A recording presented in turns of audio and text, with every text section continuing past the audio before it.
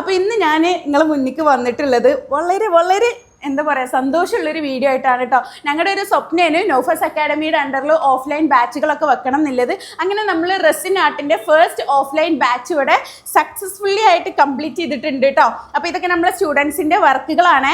ഇതിവിടെ അടുത്തുള്ള സ്റ്റുഡൻസ് ഉണ്ടായിരുന്നു, കുറച്ച് ലോങ് ആയിട്ടുള്ള സ്റ്റുഡൻസ് ഉണ്ടായിരുന്നു, കോട്ടക്കൽ തിരൂർ ഭാഗത്തു നിന്നുള്ള സ്റ്റുഡൻസ് ഒക്കെ ഉണ്ടായിരുന്നു.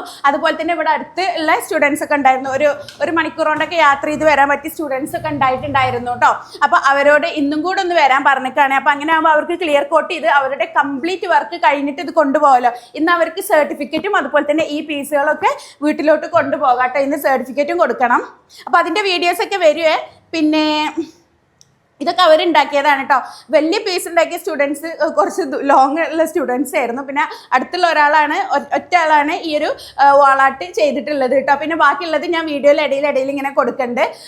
പിന്നെ എന്താ പറയാനുള്ളത്, നിങ്ങളുടെയൊക്കെ സപ്പോർട്ട് കൊണ്ട് മാത്രമാണ്. അതുപോലെ തന്നെ നമ്മുടെ പ്രൊമോഷൻസ്, നമ്മുടെ ഈ ഒരു നോഫസ് അക്കാഡമിയുടെ പ്രൊമോഷൻസ് ഒക്കെ നമ്മൾ യൂട്യൂബ് വഴി, നമ്മുടെ ഫേസ്ബുക്ക് പേജ് വഴി, നമ്മുടെ ഇൻസ്റ്റാ പേജ് വഴിയൊക്കെ തന്നെയാണ് നമ്മൾ ഷെയർ ചെയ്യുന്നത് കേട്ടോ. അപ്പോൾ നിങ്ങളുടെയൊക്കെ സപ്പോർട്ട് ഉണ്ടാവുകൊണ്ട് മാത്രമാണ് ഇതൊക്കെ കൂടുതൽ ആൾക്കാരിലേക്ക് എത്തുന്നതും കൂടുതൽ എൻക്വയറീസും കാര്യങ്ങളൊക്കെ ചെയ്യുന്നത് കേട്ടോ.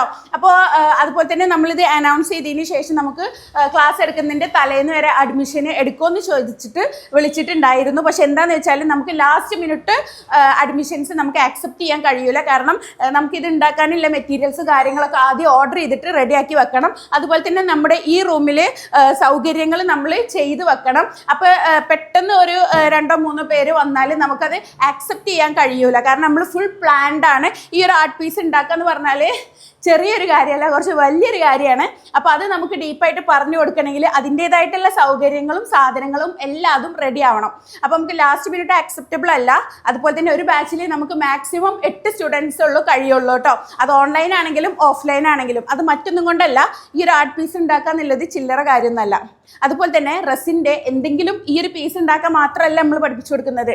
റെസിനിൽ ഒരുപാട് ടെക്നിക്കുകൾ ഉപയോഗിക്കുന്നുണ്ട്. 3Dക്ക് വേറെയാണ്. ഇവിടെ വന്ന് ഞാൻ കാണിച്ചു തരാം.